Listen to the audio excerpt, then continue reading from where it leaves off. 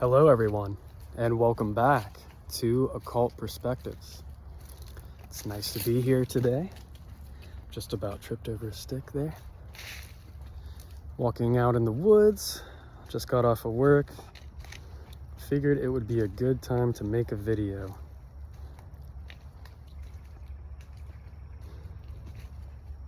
If you are new to this channel, what I do on here is I talk about different esoteric research subjects. Kabbalah, Freemasonry, the Tree of Life, ceremonial magic, you name it. We kind of break these topics down, show how they can be used in a practical way, so on.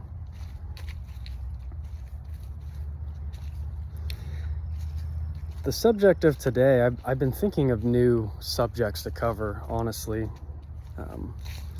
on the channel, and I would like to get into the Patreon a little bit more and start working on the next chapters of my book. Things have just been increasingly slowed down right now. Just a lot going on. I've done a lot of major processing lately. If any of you have been watching my material as of late, I've been going through a lot of things the past few months, a lot of life changes. So a lot of what I've been doing is really just sitting with the self, and not a lot of ritualistic work, although that does sometimes take place. But I think the most powerful form of meditation or contemplation, or whatever you want to call it, is really just learning to be present with your body. And I'm a person who, I do have a lot of, I had a hernia surgery, I'd say like 6 years ago. Maybe it's been like almost 7 years now. It's been a while.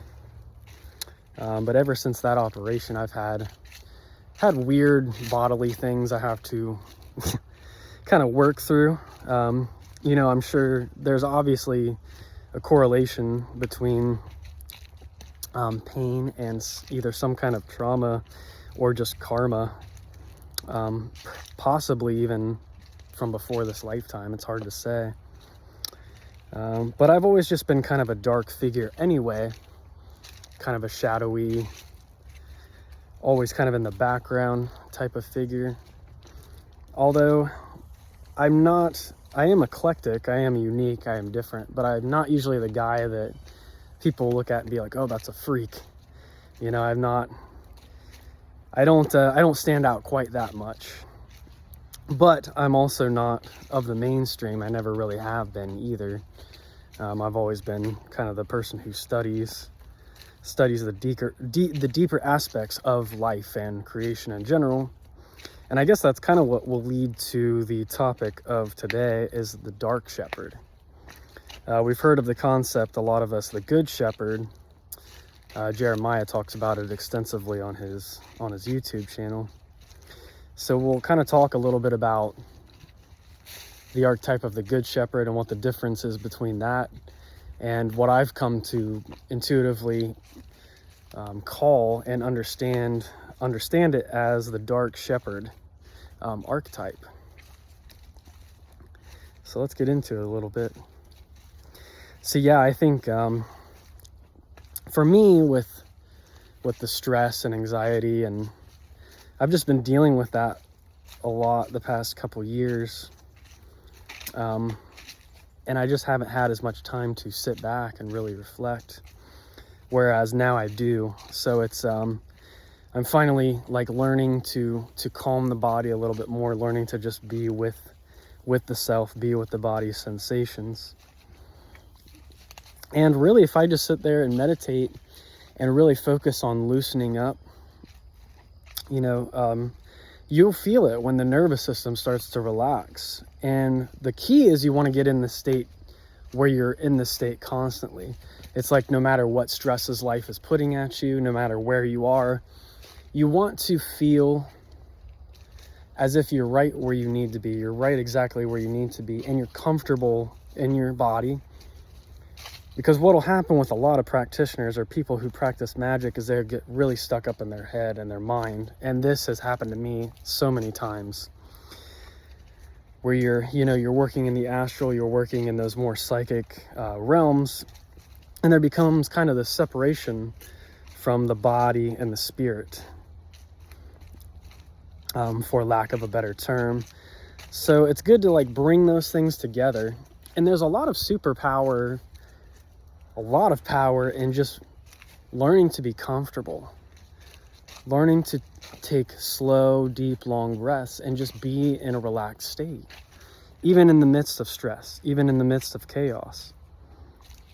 You can be like, is it Daniel in the lion's den? You're in the midst of the lions, but you are calm, you are reserved, and in the midst of that chaos, you can be the strength. So the dark shepherd, the good shepherd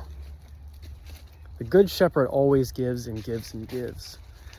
And when I started my spiritual journey, I thought that was the idea. You're supposed to, quote unquote, sacrifice yourself for the greater good. Have we not heard this all our lives? But the problem is we live in a world where you could easily sacrifice yourself. You could even we could say you're sacrificing yourself for good principles, maybe even for a better world. But the willing sacrifice always gets eaten up and spewed out. It's not to say that the sacrifice may be, is necessarily in vain. But there comes a point where there are those on the light path who pretty much have already, they're such high level spirits that they literally come back to this realm to help people grow, to help other people work through their karma. So it's almost like they've kind of already went through the initiations of the right-hand path or the light side, and they've come back. They're called wanderers in the law of one. The problem is, as a wanderer, though, you can get caught up in the karma of this world, and then it may eliminate you from ascending back to source. It almost makes me think of, if any of you watch Star Wars, the original Star Wars movie, when Darth Vader, he's going to strike down Obi-Wan, and Obi-Wan's like, oh, I'll become more than you could possibly imagine, or something along those lines. And he really just becomes one with the Force in that moment. He surrenders to the Force. And this kind of sacrifice, this kind of moving on type energy, and it ended up being a catalyst for Luke too. It came as a catalyst, which helped Luke, in his evolution and pushed him even further to become the Jedi that he was meant to be. So Obi-Wan's death was a major catalyst for that. But in that event, Obi-Wan was technically the good shepherd. And there's nothing wrong with this. Sometimes you'll know when it's your proper path to, maybe you've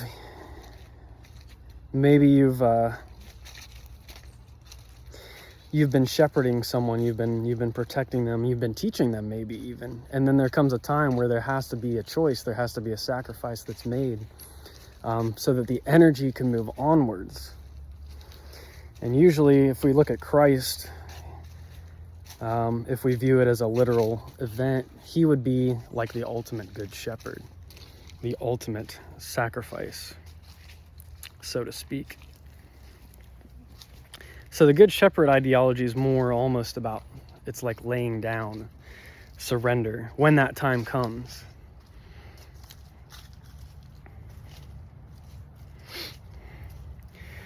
Sometimes your ego becomes so suppressed or just so eliminated, or you think it is. It's not in actuality eliminated. It's very much there. It's still very much rooted deep down within. But there'll come a time in your magical practices, and this happened with me.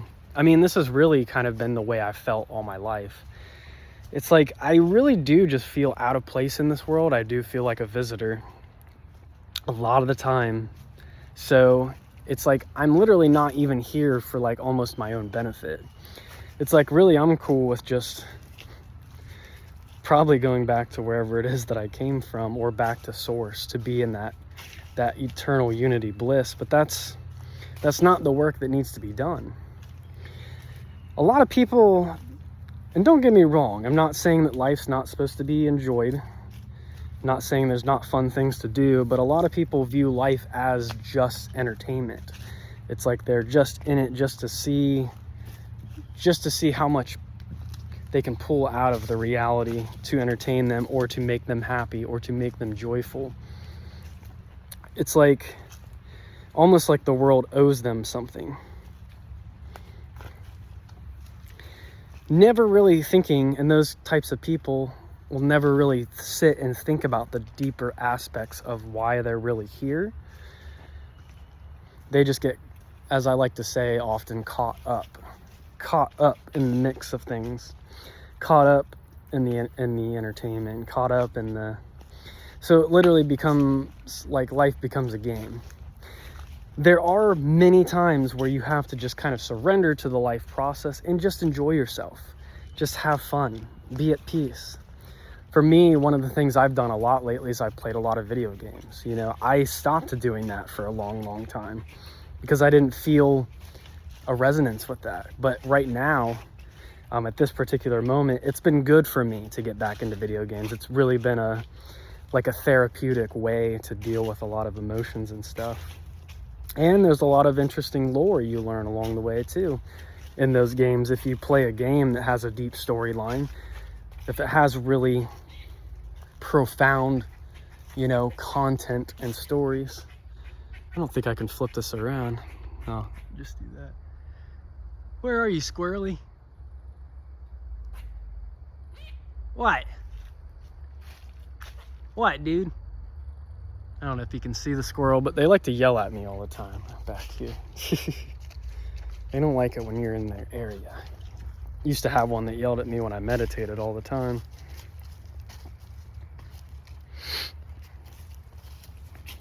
So yeah, life is meant to be enjoyed. But there's a deeper purpose. There's a deeper reason why we're sent here, why we choose to come here. Our higher self, which is connected to ultimate source, is really just us, which already sees and knows all things. We're connected to that infinite awareness, that infinite consciousness. So sometimes, yeah, it'll just be, you'll be like, why am I here? Why am I in this realm? And when you contemplate and you think about it that deeply, it does become like a service. And that's really, you know, things like Freemasonry, there's always this constant emphasis towards service to creation, service to others. There's different ways that this service to others or service to creation can come about. One of those is through the method that we just talked about, the Good Shepherd. There's going to be a buildup of energy and trauma and all events which, you know, take place within the alchemy of the body, of the practitioner, of the individual. And then there's going to be a point where there's a sacrifice that has to be made. It's like all this built up energy and stuff, there becomes a moment of release. And I guess that's one of the things is like when you die, it's got to be really like the ultimate psychedelic experience to actually go through the death processes. I would imagine it would be one of the most, really maybe even most magical and mystical experiences to have that transition, because there is no death really. It's just a transition from one state to another. You're just journeying. Your soul is just journeying. And we're only here, you know, really quote unquote temporarily in this form, this current form that we're in. So it's like you never really want to take things for granted. And I've kind of reached that point in my life where I don't really want a whole bunch of grandiose type stuff. I really just look to have a pretty basic reality, a pretty basic life, you know, just being able to take care of my son, you know, and just work and have constant money coming in. Doesn't have to be a lot of money. It'd be nice if it was, but I see a lot of people who work so hard for their money, so hard, doing something they absolutely hate. At least for me, I can stand my job. It's not the most exciting job, and I know that my talents and my intellect and my music abilities, all of these things could be put to better use. But we live in a weird world. We live in a world it's really just about pushing out product and pushing out things, and it's a very fast-paced society, and it's not a very conscious society for the most part. Of course, there are groups of people like, you know, you, for instance, who are watching this YouTube channel and who are into deeper studies of this nature. What are the deeper underlying components of reality, you know? What has attracted you to this video? What is it within you that wanted to see this video, that needed to hear this message? You know, think about things like that. But yeah, overall, really just looking to simplify things. Just work, do my YouTube channel when I can, you know, and in that kind of a way, I could almost be seen as a good shepherd in some ways. I don't make money from my YouTube channel, but I give a lot of advice on here. I talk about a lot of different subjects, and I hope that it can bring illumination to people, you know, to some degree. But at the end of the day, you know, I'm not going to be here anymore. Eventually, this YouTube video won't be here anymore. Eventually, there probably won't be the internet. I don't know when that'll happen. That'll be a while. That'll be a while from now, when it all crashes and because the technology will probably eventually need to be destroyed, so that humanity can start over, so to speak, from a more, you know, authentic, organic, raw place, because society is so synthetic. It's so unnatural, but it's not evil. It's just it's a manifestation of all the things that people, you know, humans haven't really worked through. It's a manifestation of the things that the processes that souls need to go through in order to get to the evolutionary state that they need to progress further on their journey. So I'd say that covers the good shepherd pretty well. What is the dark shepherd then? What is this whole idea? So what it is it's somebody has a little bit darker of an approach. They're not really out to save everybody, but it's more of inserting catalyst, or inserting the proper life experiences in where they need to be, you know, where it needs to be placed. So for instance, there have been times where, you know, especially back when I was a busier person, there might be something that I have to get done. And there's this push. There's almost like this prodding along. And I feel it a lot of the time. It's like the spirit is like pushing you onwards. It's like there's no going back. There's different dark forces. There's different people in the world that embody these forces. And what they do is they push evolution forward. Not always the easiest thing to do, and it can often come across as a harsh lesson. Sometimes to be a good friend, I'll use this analogy. Sometimes to be a good friend, you have to give tough love. And that's what I would kind of equate more of the dark shepherd archetype to. You could view it as like a master. Imagine a master and a pupil. And this especially comes into the scope of like the Sith in Star Wars. Star Wars it always tends to be a good analogy. There's so many subjects of occult interest in Star Wars. But you have a student and a pupil, and a teacher and his pupil, or his student.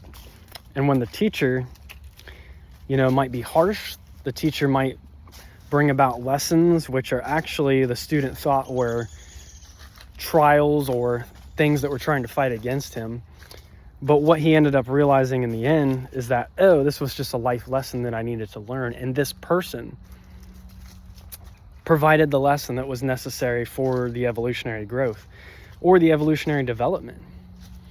This can even happen in, relationships. We might be in relationships with people where we are not really meant to be with that person for the rest of our lives, but maybe we were supposed to show them a tough lesson, tough love in regards to, their own evolution. Maybe you reflected things back at them that they weren't comfortable with. They weren't ready to really evolve on that level. And until they really do face those things within themselves, if it is within, the cycle of nature, if it is within the laws of nature, they'll have to face that catalyst eventually. And so, the dark shepherd can be any person who, through sometimes adversarial or darker means, brings about that evolutionary change.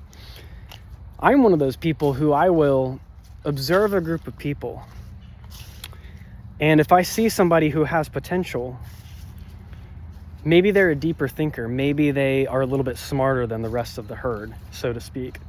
As the dark shepherd, I'll pull them in and show them a little bit of what's behind the door. Show them that there is a reality, there's a whole door you can walk through to where shit gets a lot more real, shit gets a lot deeper. It's not the easiest path to walk. It's not easy to really be awake. It's not always easy to be aware, to be conscious to these things. A lot of people want to stay and sleep. They want to stay just endlessly dreaming and not really knowing what the core essence of the truth is, or what's the underlying components to reality. And that's all right. Not everyone's meant to make the jump. Not everyone's meant to be initiated. Not everyone's meant to work with the different, more powerful archetypal forces of reality, whether these be angelic or demonic. I've worked with angelic energies to bring about change on the mass collective. In that way, I was exhibiting dark shepherd energies. It was before 2020. It would have been 2018 or 2019 where I did one specific I don't want to say ritual, but that's really what it was. One specific operation which brought about a lot of change. And I know that it did because of the synchronicities and the correspondences which happened afterwards. I am not the only one who's doing those, making those kind of catalytic changes. But as the dark shepherd in that moment, I was pushing forward humanity's evolution, forcing humanity, raising the bar, so to speak. And I think there are certain people who are channeled by quote-unquote extraterrestrial or higher forces, whether these be the more angelic, quote-unquote angelic forces, or demonic forces. It's usually a mixture of both, to bring their influence down here into Malkuth and make changes on the earth, which are, moving us towards an evolutionary benefit, even if it's a really hard change.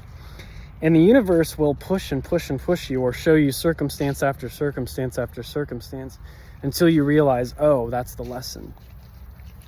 But the dark shepherd is kind of that one that's standing in the background, like I said before, and I will find people who have a little bit deeper insight, a little bit deeper understanding to things, and I will show them that door and be like, look, there's a whole world that exists behind here. If you feel like you're ready, I can start teaching you, I can start showing you some things. But as the dark shepherd, you also know that you're kind of going to make life harder for them in a way.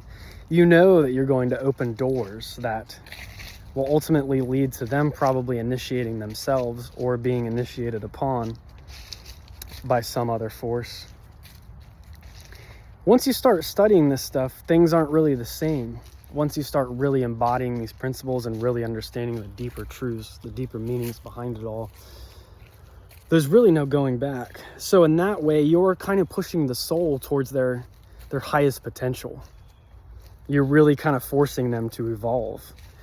So in this way, if you're taking somebody under your wing, whether it's 1 or 2 people, or whatever it is, and you keep pushing them to be better. And you see this a lot of the times. There's a lot of people who will play the dark shepherd role. They come into your life, and maybe it was a school teacher, maybe it was something like that, and they may have been hard on you. They may have pushed you, to your extremes. The same in sports, like teammates. They might push you really hard.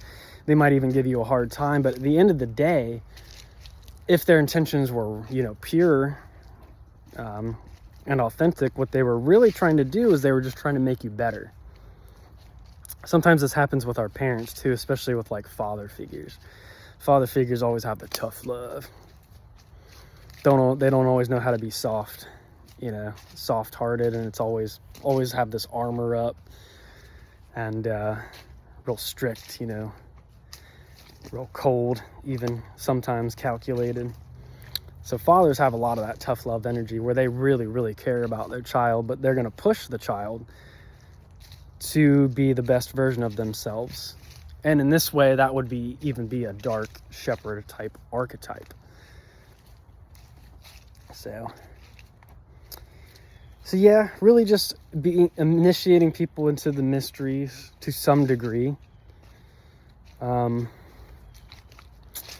Yeah, so really as the dark shepherd, what you are doing is you are allowing that person, where you're showing the person deeper doors and deeper levels of reality within themselves.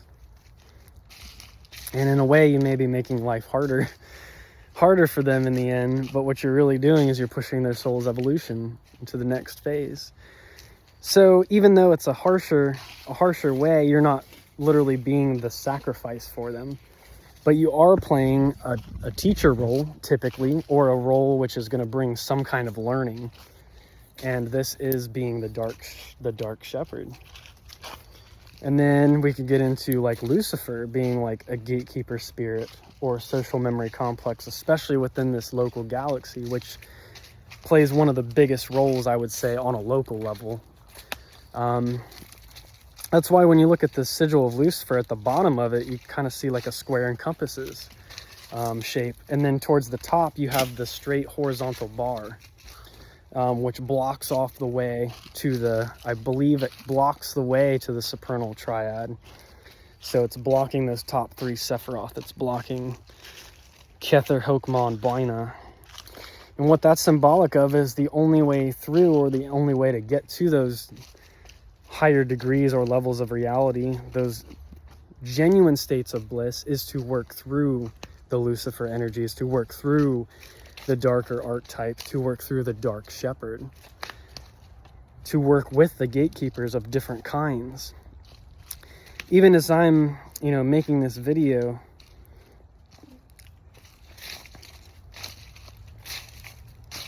even as I go through my life, I don't know why I said as I'm making this video,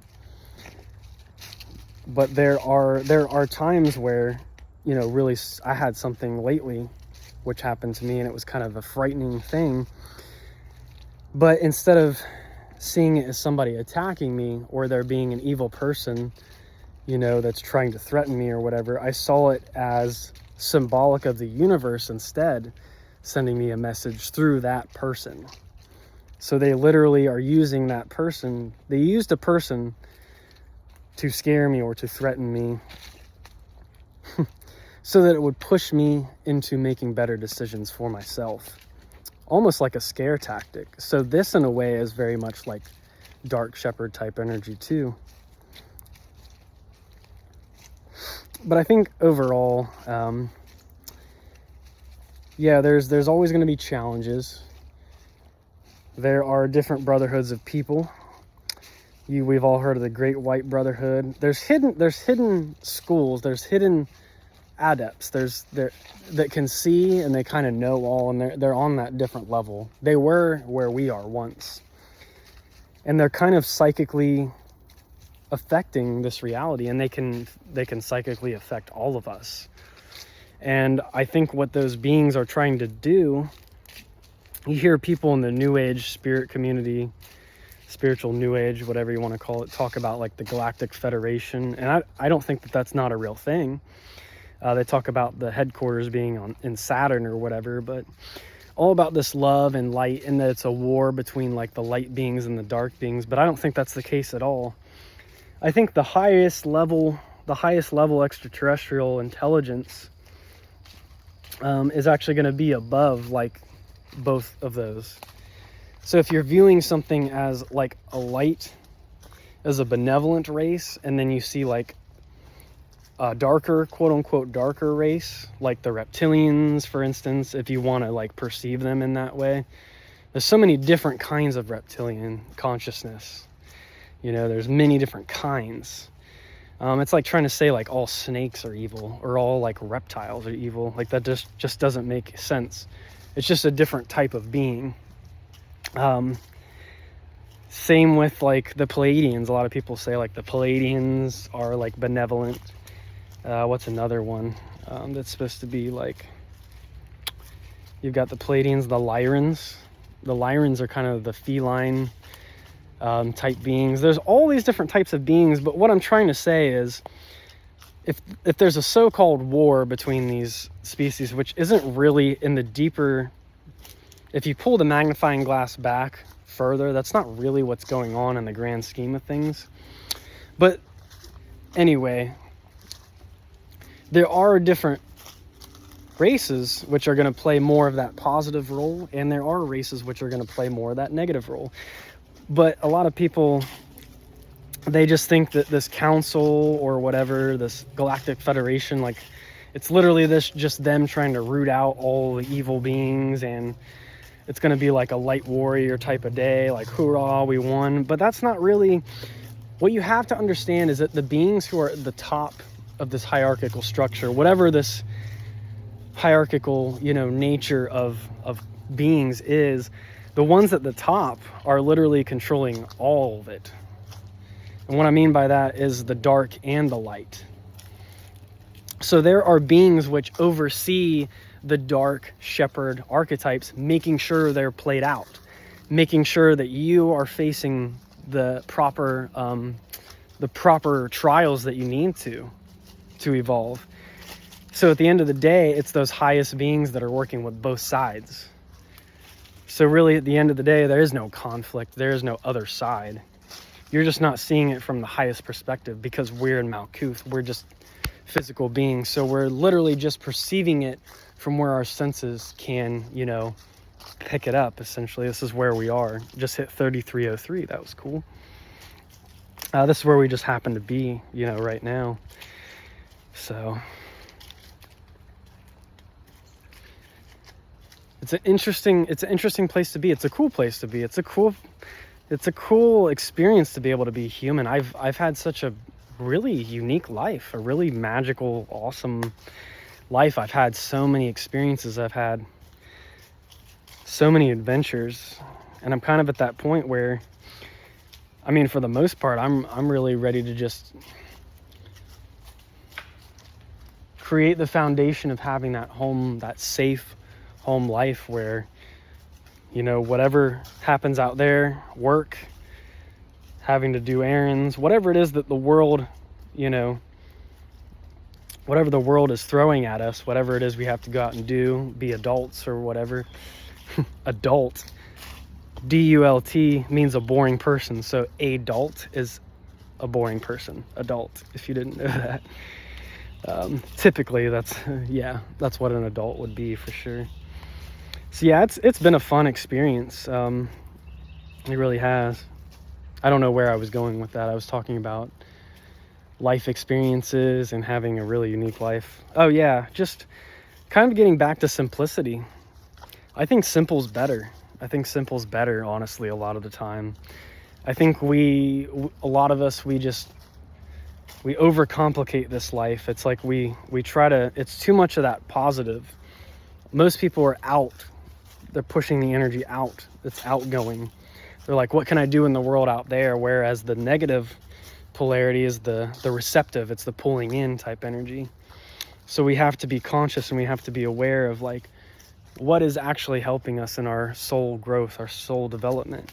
And then what else is just us, you know, just doing stuff just to do stuff, which if it doesn't have any real purpose, you know, if it's just a fleet of the moment type thing, then it has no real sustenance. It has no real value. It has no real, the essence of it is not something to really be, you know,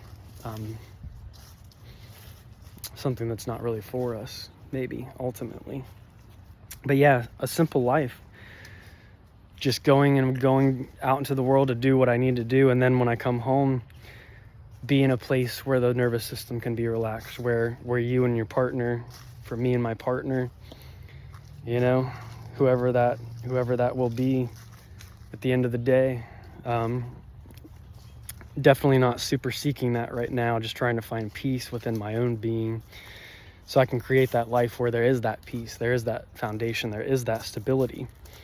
So then in that way, I can proceed forward and be more of a servant for creation, be more of a servant for reality, but also facing my own catalysts and being pushed in my own evolutionary journey to become the best version of myself that I can be. But yeah, I mean, as far as like,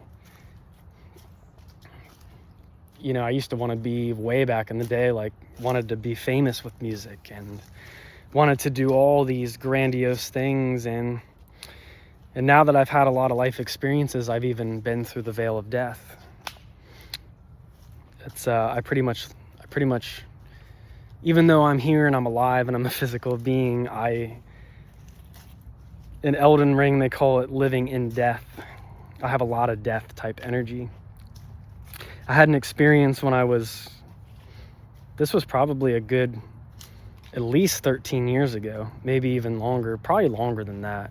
We might be talking like, yeah, 13, 14 years ago, maybe. I had a really scary experience with something called K2. I don't know if you've ever heard of that. It was the scariest experience of my entire life. If I knew that anybody had that and was trying to sell it to people, I would definitely rat them out. K2 is a very, they used to call it like fake weed or whatever, but it's a dangerous chemical. And when you smoke it, it basically, it drives you insane. It basically eats your brain away. And I didn't really realize what this stuff was, but a friend had like introduced it to me, and he rolled it up in a cigarette for me, and I took this little hit of it. And he's like, no, you got to do more. So I ended up taking the biggest hit that I could out of the cigarette, and everything was okay for about, you know, maybe 5 minutes or no, maybe like 10 to 15 seconds. And then after that, everything started to get scary. Now, mind you, I'm at my own house. I'm in my own basement, and I'm sitting outside in my own basement, and I am like freaking out. Like it literally felt like I was dead.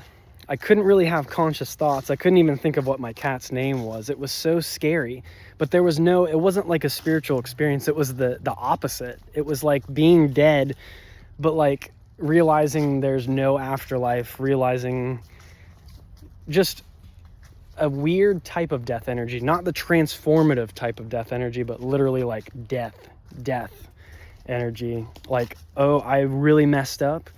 Like I thought I was going to be, I thought I was not even going to be able to, I was like mentally, I hate using the word, cause I have an autistic brother, but like mentally retarded. I thought that I was going to be like dumb for the rest of my life, and not even be able to, communicate. And I just thought I messed up so bad. The whole experience only lasted about 13 to 15 minutes, maybe at the most. But I thought I was dead. I thought I was dying. My friend's face started to kind of melt. So I was having like some hallucinations. He kind of looked like the Joker. And I'm sitting on the fetal position in the couch, rocking back and forth, asking like, when is this going to be over, dude? This is awful. This is terrifying. I was just scared out of my mind. And he did the best he could to relax me, and really didn't do any good. Wasn't going to do any good for about 15 minutes. So that is one scary experience. That was the scariest experience I've ever had in my life, of when I thought that I was brain dead, essentially brain dead. But eventually, after about 15 minutes, I came back to being normal, and I was fine. I was fine. So K2, it's very scary. It's almost, I think it's like potpourri or something weird. Like people should not even smoke it. It shouldn't be a thing. But yeah, that's when we were young and dumb, you know, we used to do all kinds of stupid stuff. So that's just one example though, of where it literally felt like my energy was taken to the edge as far as it could go, without actually physically dying. I've had many types of experiences like this. That's why I almost feel like, in a way, like this isn't even real. It's like I died like a long time ago, somewhere along the line, and sometimes I wonder if I'm just like a wandering spirit but people still see me. I still have a physical body. So to be a true dark shepherd, to really understand these catalytic and evolutionary perspectives, at their deepest essence, you almost have to live in death, or have passed through the veil of death in some way, where you had a total experience where you thought you were going to die, or you somehow saw the other side. Now, I've had experiences which were much more spiritual in nature. The only thing that was spiritual about this experience is that I did not take life for granted after that. The next day I woke up and I was so, what's the word? I was so grateful to be alive, that I was still living. So even though the chemical and the effect that it created was not spiritual, it was very scary, the outcome was spiritual, because it gave me a new drive in life. I had a lot of gratitude for existence, for being alive, because before that I was in a really depressed state. I didn't really care about too much. I was like, oh, if I die, like it's not that big of a deal anyway. So after that experience though, it really showed me how scary things can be, especially without the spiritual perspective. If you take the spiritual perspective out of death, and you're in that state of death where it's like there is no resurrection, you don't even see any kind of spiritual component to it. That's scary enough. And then that pushed me even further to start studying spirituality, because I'm like, well, I need to know that there's more to this, and this isn't just the end. So then that's when I started. It was a few years after that.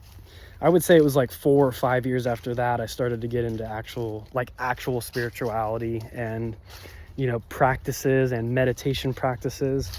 And then that's when I was able to connect with myself on such a level that I was able to perceive into other realities. And I'm like, okay, I've had enough mystical experiences of different kinds now, not like the one I just mentioned, which assure me that yes, there is much more to this level of reality that we are like currently perceiving. There's so much occult hidden forces behind it.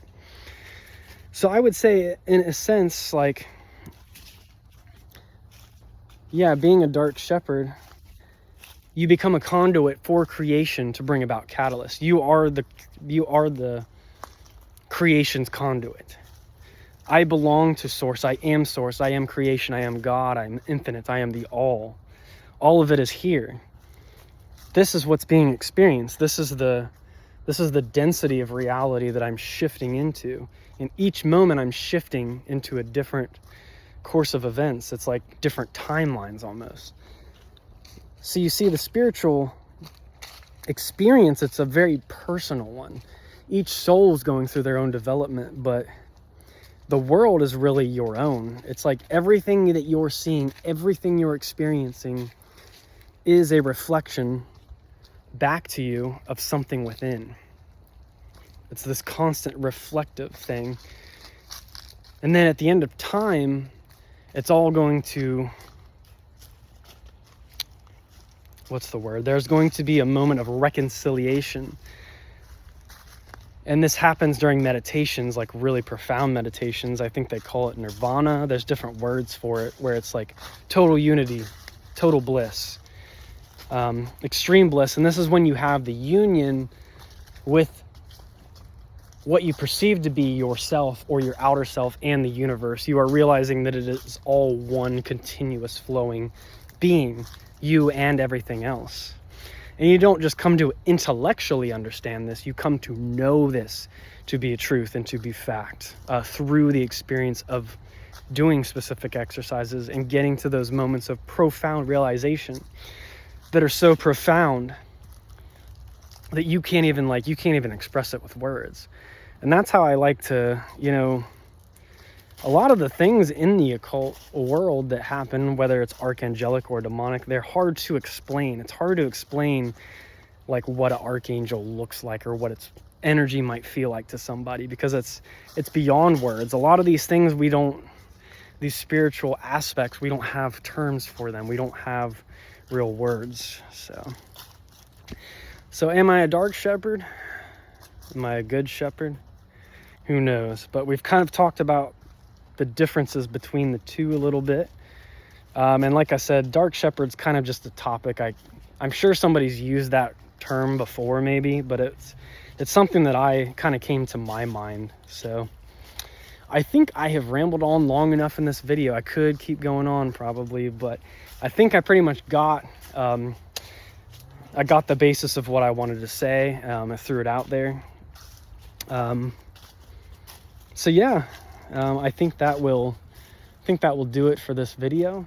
If you liked this content, if you found any kind of value from this, if you think this information will help you on your own personal journey, please make sure to go ahead and like this video and subscribe to the channel if you want to, watch more of this type of stuff. I cover a lot of different subjects and topics on this channel, all revolved around occultism and spirituality. Make sure you ring the notification bell to be notified of new videos, new content. And I think for now that will do it. So peace and blessings, everyone. And until next time, take care.